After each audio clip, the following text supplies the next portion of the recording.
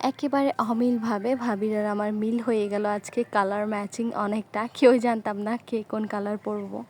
আসসালামু আলাইকুম everyone, it's me অপশিমিম, welcome to my another blog. এসেছিলাম আজকে আম্মুর সাথে মেঝো আন্টির বাসায়। আসার পরে একটু চিন্তা করলাম একটু ঘুরে আসি, টুকটাক কিছু কেনাকাটাও ছিল। এইদিকে বৈশাখী আর আমি ভাবি বের হয়ে গেছি, যারাকে বাসায় রেখেই এসেছি।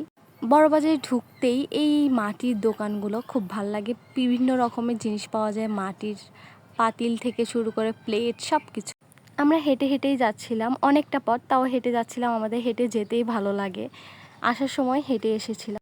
সব কেনাকাটা শেষ করার পর 10 টাকা বেঁচেছিল। সেই 10 টাকা দিয়ে আমরা একটা কোল্ড ড্রিঙ্কস কিনে আমরা খুব মজা করছিলাম, হাসাহাসি করছিলাম। ওইদিকে দোকানদার আঙ্কেল বলছিল, দাও আমি এটাকে ভালো করে মেপে দিই, তোমরা কে কতটুকু খাবে। আঙ্কেলও খুব দুষ্টুমি করছিল আমাদের সাথে, কারণ উনি পরিচিত ছিল আমাদের।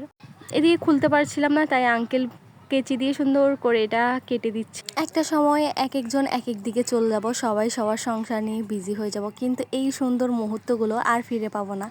এগুলোকে ক্যামেরাবন্দি করে রাখলাম। এই যে আমাদের জীবনে সুন্দর সুন্দর মুহূর্তগুলো স্মৃতি হয়ে রয়ে যায়, এইগুলোই আসল জীবনের ভালো থাকার চাবিকাঠি। এইগুলো নিয়ে আমাদের জীবন কেটে যায়।